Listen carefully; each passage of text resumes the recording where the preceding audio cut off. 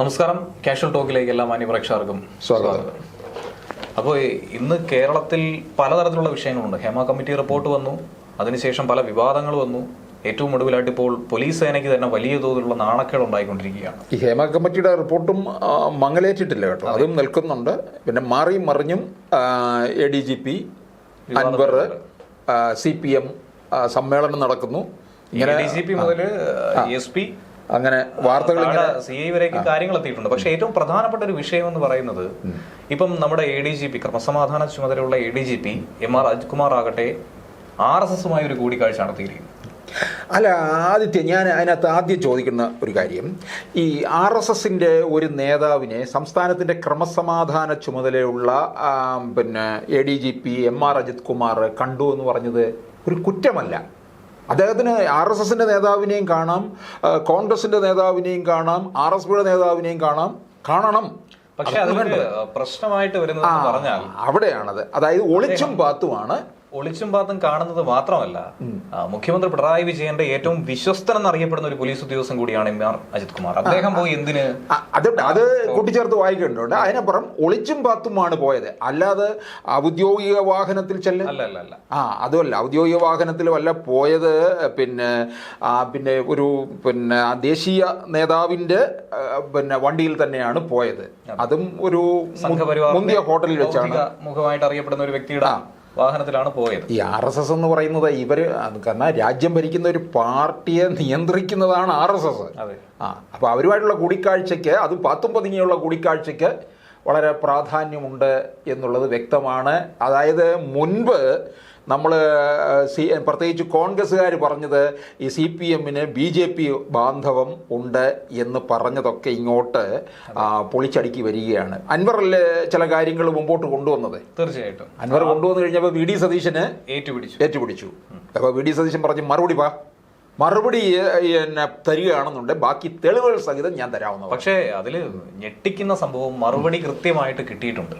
എന്തെന്ന് വെച്ചാൽ, അന്ന് അദ്ദേഹം കൂടിക്കാഴ്ച നടത്തി. 2023 മെയ് മാസത്തിലാണ് കൂടിക്കാഴ്ച നടത്തിയത്.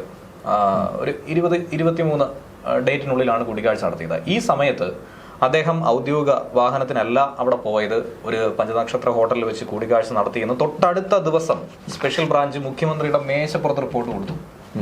ഇത് മുഖ്യമന്ത്രിക്ക് അറിവുള്ള കാര്യമാണ്. ADGPയോട് ചോദിച്ചപ്പോഴത്തേക്ക് അതിനെക്കുറിച്ചുള്ള വിശദീകരണം മുഖ്യമന്ത്രിക്ക് കിട്ടിയിട്ടുണ്ട്. അപ്പൊ ഇത് ഗുരുതരമായ ആഭ്യന്തര വകുപ്പിനെ അല്ലെങ്കിൽ സർക്കാരിനെ പ്രതികൂലമായി ബാധിക്കുന്ന, CPMനെ കൂടി പ്രതികൂലമായി ബാധിക്കുന്ന വിഷയമാണെങ്കിൽ അതിന് നടപടി എടുക്കേണ്ടത് പിണറായി വിജയനാണ്. പക്ഷേ നടപടി എടുത്തിട്ടില്ല.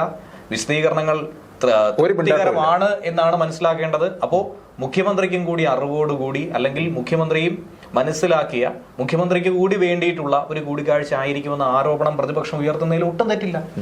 പക്ഷേ ഇതിനകത്ത് ഇപ്പോൾ BJPയുമായുള്ള അല്ലെങ്കിൽ RSSുമായിട്ടുള്ള കൂടിക്കാഴ്ച വന്നു കഴിഞ്ഞപ്പോൾ ഉണ്ടായിരിക്കുന്ന ക്ഷീണമെന്ന് പറയുന്നത് ഈ കേരളത്തിലെ ന്യൂനപക്ഷം CPMൽ നിന്ന് അകലാൻ തുടങ്ങി, പ്രത്യേകിച്ച് മുസ്ലിം സമുദായം. അപ്പോൾ പിണറായി വിജയനെ ആരെയൊക്കെ പ്രീതിപ്പെടുത്തണം?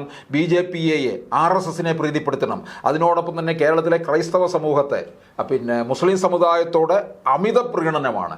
പക്ഷേ ഇവർ കാര്യങ്ങൾ തിരിച്ചറിഞ്ഞു എന്നുള്ളതാണ്. തിരിച്ചറിഞ്ഞു കഴിഞ്ഞപ്പോൾ ഇവർ പതുക്കെ അകന്നു തുടങ്ങി. അതിൻ്റെ പ്രതിഫലനമാണ് ഈ ലോക്സഭാ തെരഞ്ഞെടുപ്പിൽ കണ്ടത്. അപ്പോൾ ഇവർക്ക് നേട്ടം ഉണ്ടാകാൻ പോകുന്ന ആർക്കാണ് ഇതിനകത്തോട് ഉണ്ടാകാൻ പോകുന്നത്? തീർച്ചയായിട്ടും പിണറായിക്കും കുടുംബത്തിനും. നേട്ടം മറുഭാഗത്തുണ്ടാക്കുന്നത് BJP തന്നെ ആയിരിക്കും. തിരഞ്ഞെടുപ്പിൽ ഒരു തരത്തിൽ അവർ നേട്ടം ഉണ്ടാക്കും. വ്യക്തിപരമായി നേട്ടം ഉണ്ടാക്കുന്നത് പിണറായിക്ക് കുടുംബത്തിനും. കാരണം തകരാൻ പോകുന്ന ആര്? CPM എന്ന് പറയുന്ന പാർട്ടിയാണ്, പ്രസ്ഥാനമായിരിക്കും. പക്ഷേ ഇവിടെ അതിനോടൊപ്പം നമ്മൾ പറയേണ്ട വേറൊരു കാര്യം, ഇപ്പൊ പൂരം കലക്കിയത് MR അജിത് കുമാറിന്റെ നേതൃത്വത്തിലായിരുന്നു എന്ന് പറയുന്നുണ്ട്. MR അജിത് കുമാർ ആ സമയത്ത് തൃശ്ശൂരിൽ ക്യാമ്പ് ചെയ്യുന്നുണ്ട് എന്ന് പറയുന്നുണ്ട്. പക്ഷേ ഈ ഇവർ പൂരം കലക്കിയത് കൊണ്ട് മാത്രമാണോ സുരേഷ് ഗോപി ജയിച്ചത് എന്നുള്ളത് നമുക്ക് അങ്ങനെ അംഗീകരിച്ചു കൊടുക്കാൻ സാധിക്കത്തില്ല. പക്ഷേ ഇന്നും LDFന്റെ തന്നെ സ്ഥാനാർത്ഥിയായിട്ടുള്ള സുനിൽകുമാറും അതുപോലെ കോൺഗ്രസ് സ്ഥാനാർത്ഥിയായിരുന്ന മുരളീധരനും അക്കാര്യത്തിൽ തന്നെയാണ് ഉറച്ചു വിശ്വസിക്കുന്നത്. ആണ്. പക്ഷെ എന്നാലും സുരേഷ് ഗോപി ഏതാണ്ട് ഒരു വിജയം ഉറപ്പിച്ചിരുന്ന മട്ടാണ്. കാരണം 2019 തോൽവിക്ക് ശേഷം സുരേഷ് ഗോപി അവിടെ വിട്ടു പോയിട്ടില്ല. അവിടെ തൃശ്ശൂർ കേന്ദ്രീകരിച്ച് പ്രവർത്തിക്കുന്നു. കരുവന്നൂർ ബാങ്ക് ഇടപാടിലൊക്കെ ഇടപെടുകയൊക്കെ ചെയ്തു. പിന്നെ ഒരുപാട്, അതുപോലെ അമിത്ഷായി വരുന്നു, അവിടെ പ്രധാനമന്ത്രി എത്തുന്നു. അങ്ങനെ കേരളത്തിൽ BJPയുടെ ഒരു രാഷ്ട്രീയ തലസ്ഥാനമായി തൃശ്ശൂർ മാറി. ദേശീയ ശ്രദ്ധ പോലും പിടിച്ചു പറ്റിയ ഒരു മണ്ഡലമായിട്ട് മാറി. പക്ഷെ ഭൂരിപക്ഷം 75,000-അധികം ഭൂരിപക്ഷം നേടിയത് ഇവരുടെ ഈ ഇത്തരത്തിലുള്ള പൂരം കലക്കും ഒക്കെ ഉണ്ടായതുകൊണ്ട് തന്നെയാണ്. പിന്നെ എം.ആർ. അജിത് കുമാർ ഉണ്ടായിരുന്നു, അതുപോലെ തന്നെ സേവാഭാരതിയുടെ ആംബുലൻസിൽ സുരേഷ് ഗോപി എത്തുന്നു. ഇതൊക്കെ ഉണ്ടായിട്ടുള്ളത് വളരെ കൃത്യമായ കാര്യം തന്നെയാണ് എന്നുള്ളതാണ്. ഇനി ഇതിൽ പ്രധാനപ്പെട്ട മറ്റൊരു വിഷയം, ഒരു കാര്യം പ്രതിപക്ഷ നേതാവ് തന്നെയാണ് ഈ വിഷയം മുന്നോട്ട് കൊണ്ടുവന്നതെന്ന് നമുക്ക് മനസ്സിലാക്കാൻ കഴിയും. ഇനി എം.ആർ. അജിത് കുമാർ എങ്ങനെയാണ് ഈ പറയുന്ന RSS നേതാവായിട്ടുള്ള ദത്താത്രേയ ഹൊസ്ബുള്ളയുടെ അടുത്ത് പോയത് എന്നുള്ള കാര്യം കൂടി പരിശോധിക്കണം. കാര്യം അദ്ദേഹത്തെ അവിടെ കൊണ്ടുപോയത് സംഘപരിവാറിന്റെ തന്നെ ഏറ്റവും ഇന്റലക്ച്വൽ മൈൻഡായി അറിയപ്പെടുന്ന ഒരു മലയാളിയാണ്. അദ്ദേഹത്തിന്റെ പേര് കെ ജയകുമാർ എന്നാണ്. RSSന്റെ തിരുവഞ്ചൂരിന്റെ ബന്ധുവാണ്. അത് വേറൊരു തരത്തിൽ ബന്ധുവായിട്ട് വരുന്നുണ്ട്. അപ്പോ ഇത് പറഞ്ഞു വരുന്നത് കോൺഗ്രസ് നേതാവായിട്ടുള്ള കൈമനം പ്രഭാകരൻ, അദ്ദേഹത്തിന്റെ അനുജൻ കൂടിയാണ് ഇദ്ദേഹം എഞ്ചിനീയറിംഗ് കോളേജിലായിരുന്നു പഠിച്ചത്. അതിനുശേഷം AVP പ്രവർത്തിച്ചു. അത് കഴിഞ്ഞിട്ട് നേരെ RSSലേക്ക് പ്രവർത്തനമായി പോയി ബാംഗ്ലൂരിലേക്ക് മാറുകയും പിന്നെ ദേശീയ പ്രസ്ഥാനത്തിൽ സജീവമായി തന്നെ നിൽക്കുന്ന ഒരു മുഖമായിട്ടാണ് അറിയപ്പെടുന്നത്. അപ്പം അദ്ദേഹവും എം.ആർ. അജിത് കുമാറും സഹപാഠികളാണോ സുഹൃത്തുക്കളാണോ എന്നുള്ള കാര്യമൊക്കെ ഇനി അന്വേഷിക്കേണ്ടതാണ്. അദ്ദേഹത്തിനൊപ്പമാണ് ഈ കൂടിക്കാഴ്ച നടത്തിയിരിക്കുന്നത്. അതാണ് ഏറ്റവും ഗൗരവകരമായിട്ടുള്ള മറ്റൊരു വിഷയം. ഈ RSSലുള്ള ആർക്കും തന്നെ ഇവരാരും തന്നെ അധികാരമോഹികളൊന്നും തന്നെയല്ല. ഇവരൊക്കെ തന്നെ എന്ന് പറയുന്നത് ബുദ്ധിരാക്ഷസന്മാരായിട്ടുള്ള ആൾക്കാരാണ്. പക്ഷേ എന്തായാലും ഇത് വളരെ ആസൂത്രിതമായിട്ടുള്ള നീക്കമായിരുന്നു. ഇതിനോടൊപ്പം തന്നെ നമ്മൾ ചേർത്ത് വായിക്കേണ്ട മറ്റൊരു കാര്യമാണ് EP ജയരാജനും പ്രകാശ് ജാവദേക്കറുമായുള്ള കൂടിക്കാഴ്ചയും. അപ്പോൾ ഈ പ്രകാശ് ജാവദേക്കറെ കണ്ടു എന്നുള്ള പേരിൽ LDF കൺവീനർ സ്ഥാനവും നഷ്ടപ്പെട്ട് പാർട്ടിയിൽ ഒന്നുമല്ലാതായി തീരാൻ പോവുകയാണ് EP ജയരാജനും.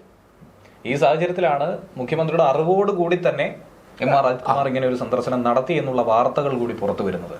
അതും ശ്രദ്ധിക്കേണ്ട ഒരു കാര്യമെന്ന് പറയുന്നത് ഈ കൂടിക്കാഴ്ചയ്ക്ക് മീഡിയേറ്ററായി നിന്ന വ്യക്തിയെക്കുറിച്ചാണ്. അദ്ദേഹത്തെക്കുറിച്ചുള്ള കുറച്ച് കാര്യങ്ങൾ പരിശോധിച്ചപ്പോഴാണ് മനസ്സിലാക്കാനായി സാധിക്കുന്നത്. കാര്യം അദ്ദേഹത്തിന് ബിടെക്കിന് ശേഷം പലതരത്തിലുള്ള ക്വാളിഫിക്കേഷനും പല കഴിവുകളും കാര്യങ്ങളും ഉണ്ടായിരുന്നു. പക്ഷേ പ്രചാരകനായിട്ടല്ല അദ്ദേഹം പ്രവർത്തിക്കുന്ന, ഫുൾ ടൈം പാർട്ടി പ്രവർത്തകനായി.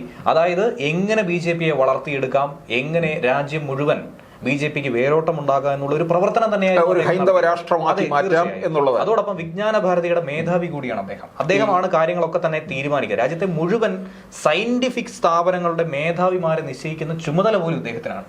അത്രയും കരുത്തനായിട്ടുള്ള ഒരു വ്യക്തിയുമായിട്ടാണ് ADGPക്ക് ഏറ്റവും അടുത്ത ബന്ധമുള്ളതെന്ന് വേണം കരുതാൻ. ഇല്ലെങ്കിൽ അദ്ദേഹത്തിന്റെ കൂടെ അദ്ദേഹത്തിന്റെ സ്വകാര്യ വാഹനത്തിൽ പോയില്ല. അങ്ങനെ ഒരു സാധ്യത കൂടി ഇതിനകത്ത് നിൽക്കുന്നുണ്ട്. അപ്പോൾ ഇതിൻ്റെയൊക്കെ ഒരു ഇനിയും അനന്തര ഫലം ഉണ്ടാകാൻ പോകുന്നു എന്നുള്ളതാണ്. എന്തായാലും CPMന് പതനം ഉണ്ടാകും എന്നുള്ളത് ഉറപ്പായിട്ടുള്ള കാര്യമാണ്. ഇവിടെ ന്യൂനപക്ഷമൊക്കെ തന്നെ അകന്നു തുടങ്ങിയിട്ടുണ്ട് എന്നുള്ളതാണ്. എന്തായിരുന്നാലും ഇത് വലിയൊരു തിരിച്ചടിയായി തന്നെയാണ് മാറിയിരിക്കുന്നത്. സർക്കാരിന് ഒന്നിനുമേൽ മറ്റൊന്നായി കുനിന്മേൽ കുരു എന്ന് പറയുന്നത് പോലെ, നേരത്തെ ഈ ഹേമ കമ്മിറ്റി ആദ്യം പരാമർശിച്ചതുപോലെ മുകേഷിന്റെ കാര്യത്തിൽ പ്രതിരോധത്തിലായിരുന്നുവെങ്കിൽ തൊട്ടു പിന്നാലെ ആ ഒരു വിഷയം ഒന്ന് മാറിയതിനു ശേഷം ADGPയും മറ്റു പോലീസ് ഉദ്യോഗസ്ഥരുമായി ബന്ധപ്പെട്ട് പല വിവാദങ്ങൾ, PV അൻവറിന്റെ വെളിപ്പെടുത്തൽ, ബലാത്സംഗം, മരമുറി, അങ്ങനെ പലതരത്തിലുള്ള വിഷയങ്ങളാണ്. ഇതിലെന്തായിരുന്നാലും സർക്കാരിന് പങ്കില്ല എന്ന് പൂർണ്ണമായും പറയാൻ കഴിയില്ല. സർക്കാരിന്റെ അറിവോടുകൂടിയാണ് പകുതിയോളം കാര്യങ്ങൾ നടന്നിട്ടുള്ളത്. അതുകൊണ്ട് ഇതിലൊരു വ്യക്തമായ ചിത്രം അടുത്ത ദിവസങ്ങളിൽ വരുമെന്ന് തന്നെ പ്രതീക്ഷിക്കാം. നമുക്ക് കാഷ്വൽ ടോക്ക് ഇവിടെ അവസാനിപ്പിക്കാം. ഒരുപാട് കാര്യങ്ങളുണ്ട്, എന്നിരുന്നാൽ പോലും അവസാനിപ്പിക്കുകയാണ്. നന്ദി, നമസ്കാരം.